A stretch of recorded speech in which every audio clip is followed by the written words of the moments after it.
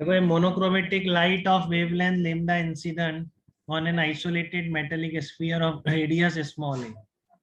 आपका ये isolated metallic sphere बना लेते हैं यहाँ पर, ठीक है। रेडियस इसकी कितनी दे रखी है, ए दे रखी है।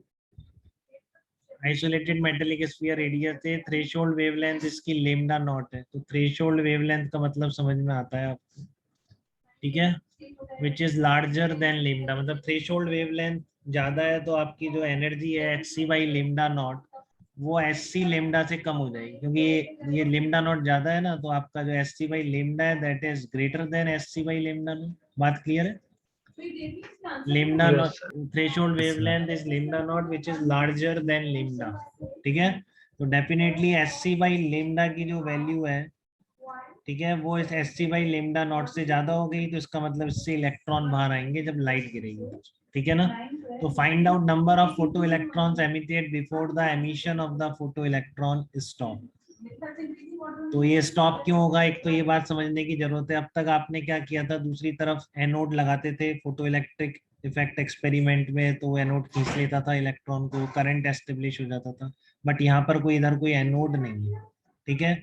अब इस मेटेलिक स्फीयर से इलेक्ट्रॉन अगर निकल रहे हैं, ठीक है ना, इस मेटेलिक स्फीयर से अगर अब इलेक्ट्रॉन निकलेंगे आपके, ठीक है, तो इलेक्ट्रॉन जो भी जाएंगे यहाँ से, ठीक है, तो एक इलेक्ट्रॉन निकला तो इस पर प्लस ई चार्ज आ गया, फिर आपका दूसरा इलेक्ट्रॉन निकलेगा, इस पर प्लस ई और चार्ज आ जाएगा। तो देख रहे हो आप, इस मेटेलिक स्फीयर पे चार्ज बढ़ता जा रहा है, ठीक है ना। इस मेटेलिक स्फीयर के ऊपर चार्ज की वैल्यू बढ़ती जा रही है, ठीक है। और जो बाहर निकलने वाले इलेक्ट्रॉन है, अगर मैं उनकी काइनेटिक एनर्जी लिखूं, बाहर निकलने वाले इलेक्ट्रॉन की मैक्सिमम काइनेटिक एनर्जी क्या होगी, कोई बता सकता है कितनी होगी मैक्सिमम काइनेटिक एनर्जी जो बाहर इलेक्ट्रॉन आ रहे हैं? Sir h c H nu minus phi naught. Five naught, h c lambda naught. हाँ, h c by lambda minus h c by lambda not, तो ये फिक्स है बेटा, ठीक है ना। देखो ये मैक्सिमम काइनेटिक एनर्जी की वैल्यू फिक्स है, और बाहर निकलने वाले इलेक्ट्रॉन्स की काइनेटिक एनर्जी फिक्स है। और ये जो अब ये जो प्लस चार्ज डेवलप होता जा रहा है, ये क्या करेगा, उन्हें रोकने की कोशिश नहीं करेगा क्या, बताओ। ये जो इस पर Yes, plus sir. Q charge develop होता जा रहा है, यहाँ से नेगेटिव चार्ज निकल के कुछ इनिशियल वेलोसिटी से भाग रहा है, ठीक है, तो ये उसको रोकने की कोशिश नहीं करेगा क्या, करेगा बिल्कुल, ठीक है। और ये हमेशा सेम वेलोसिटी से निकलता है, बट उस रोकने वाली ताकत उसकी लगातार बढ़ती जा रही है बेटा, देख रहे हैं आप। जो रोकने वाली जो ताकत है इस मेटेलिक स्फीयर की, वो लगातार बढ़ती जा रही है इलेक्ट्रॉन को, ठीक है। तो एक स्टेज तो ऐसी आएगी कि जब इलेक्ट्रॉन यहाँ से निकला उसकी वेलोसिटी जीरो हुई और वो वापस लौट के आ गया, ठीक है ना। तो आपको वही बताना है कितने इलेक्ट्रॉन निकलने के बाद चार्ज इतना ताकतवर हो जाएगा इस मेटेलिक स्फीयर का, पॉजिटिव चार्ज, ठीक है, कि वो कुछ वेलोसिटी से फेंकेगा इलेक्ट्रॉन को वापस खींच लेगा, ये आपको बताना है, ठीक है। तो इसको आप कैसे देखेंगे, देखो आपका जब ये इससे दूर जा रहा है, ठीक है ना, जब ये यहाँ से निकल रहा है इलेक्ट्रॉन जस्ट, तो उसके पास क्या क्या है, काइनेटिक एनर्जी भी है प्लस पोटेंशियल एनर्जी भी, ठीक है ना। तो जब इससे बहुत दूर चला गया वो, तो उसकी इंफिनिटी पर पोटेंशियल एनर्जी आप क्या बोल सकते हो, ये इनिशियल लिख दिया मैंने, निकली हुई, जब निकला तब काइनेटिक भी है पोटेंशियल भी है। पोटेंशियल नेगेटिव है, पोटेंशियल लिखने में दिक्कत तो नहीं किसी। पोटेंशियल एनर्जी क्या होती है, इलेक्ट्रॉन का चार्ज Q इंटू वी, तो Q कितना हो गया, क्यू इंटू वी हो जाता माइनस ई E इंटू minus E और into वी। V into. तो आप देख रहे हो पोटेंशियल एनर्जी नेगेटिव होगी बेटा, है ना। तो जब ये इनफाइनाइट पे जा रहा है तब इसके पास क्या है, बहुत दूर चला गया है, तो इसकी जो काइनेटिक एनर्जी अगर इसके पास बची रह गई, देख रहे हो आप, जब इनफाइनाइट पे जाके पोटेंशियल एनर्जी जीरो हुई और वहां पर काइनेटिक एनर्जी बची रह गई, तो ये वापस नहीं आएगा, सीधा चला जाएगा, ठीक है, वापस नहीं आएगा। ये जब इनफाइनाइट पे जीरो होने का मतलब क्या, पोटेंशियल एनर्जी कि इसका अट्रैक्शन खत्म हो चुका, ठीक है ना। और तब तक उसमें काइनेटिक एनर्जी, तो वापस क्यों लौट के आएगा, उससे वेलोसिटी से आगे चला जाएगा, ठीक है। लेकिन आप क्या कर रहे हो, धीरे धीरे आप इस पोटेंशियल एनर्जी नेगेटिव वैल्यू को बढ़ाते जा रहे हो। तो आपको क्या चाहिए, ये वाली टर्म पूरी जीरो चाहिए बेटा इधर वाली, कि जब वहां पे बहुत दूर जाके जस्ट पोटेंशियल एनर्जी जीरो हो तो काइनेटिक एनर्जी जीरो हो जाए, जस्ट उस स्टेज के लिए कि जब वो वापस खींच लेगा, ठीक है ना। उससे ज्यादा आप करोगे तो फिर ये पूरी वैल्यू नेगेटिव हो जाएगी, क्योंकि पोटेंशियल एनर्जी नेगेटिव, ठीक है ना। और ये नेगेटिव वाली टर्म लगातार बढ़ती जा रही है, नेगेटिव वाली एक शुरू में क्या था, ये बहुत कम थी, पॉजिटिव बहुत ज्यादा था, तो जब इनफाइनाइट पे जाके पोटेंशियल एनर्जी जीरो हुई थी, काइनेटिक एनर्जी उसमें थी, तो वो वापस नहीं आया। तो शुरू वाले इलेक्ट्रॉन वापस नहीं आएंगे क्योंकि इतना ताकतवर नहीं था ये पॉजिटिव चार्ज, ठीक है। लेकिन जब आपके इलेक्ट्रॉन निकल गए तो इस पे पॉजिटिव चार्ज बढ़ता जा रहा है, बढ़ता जा रहा है, बढ़ता जा रहा है, और यहाँ पर जो total energy just after emission of electron है, इसमें ये नेगेटिव वैल्यू बढ़ती जा रही है, ठीक है। तो इनफाइनाइट में जब बहुत दूर जाके आपको क्या करना है कि उस जब पहली बार जब ये लौट के आता है तो उसकी काइनेटिक एनर्जी भी जीरो करनी है। समझ में आ रहा है बेटा ये चीज? तो जब बहुत दूर चला गया यहाँ पर, जबकि इसके अट्रैक्शन से दूर है, तब इसकी काइनेटिक एनर्जी अगर जीरो होगी जस्ट उस स्टेज के बाद से, फिर ये इलेक्ट्रॉन्स को वापस खींचना शुरू कर देगा। इलेक्ट्रॉन यहाँ से निकलेंगे, दूर पहुंचेंगे, बट वापस इसके पास लौट के आ जाएंगे। बताइए हार्दिक, ये बात क्लियर है क्या?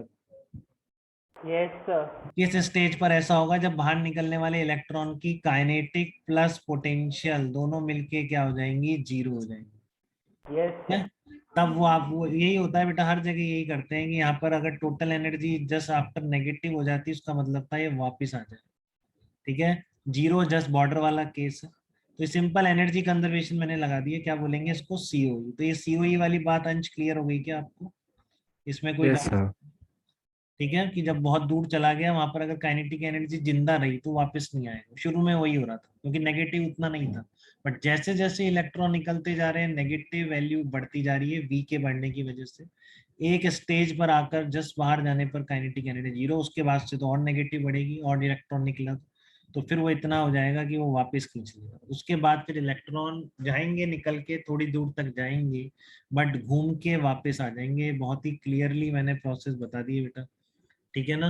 ये जो कि फोटो इलेक्ट्रिक इफेक्ट में आप जनरली एक्सपेरिमेंट में क्या करते हो कि उसको आप इधर एनोड लगा के रखते हो तो वो जाते रहते हैं इलेक्ट्रॉन, बट एक्चुअल में अगर बिना उसके एनोड के करोगे तो एक स्टेज के बाद इलेक्ट्रॉन्स को जिस भी प्लेट से आप निकाल रहे हो इलेक्ट्रॉन, वो पॉजिटिव चार्ज होती जा रही है, वापस खींचना शुरू कर दो, ठीक है।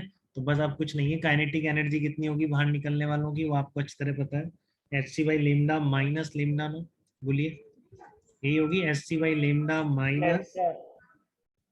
H c by lambda naught. हाँ h c by lambda minus h c by lambda naught होगी, ठीक है। और पोटेंशियल एनर्जी, पोटेंशियल एनर्जी क्या रहेगी? पोटेंशियल एनर्जी रहेगी आपकी minus e into v, yes ठीक है। सर। तो इसको माइनस ई इंटू वी लिख दो इक्वल टू जीरो, ठीक है। तो पोटेंशियल कितना आ गया आपका? पोटेंशियल कितना होगा जब वापस आना शुरू कर दिया है उस स्टेज पर? एस सी अपॉन ई, ठीक है, one by lambda minus one upon lambda not. But आपसे ये नहीं पूछा कि उस टाइम का पोटेंशियल बताओ, आपसे पूछा था कितने इलेक्ट्रॉन निकल पाएंगे, ठीक है।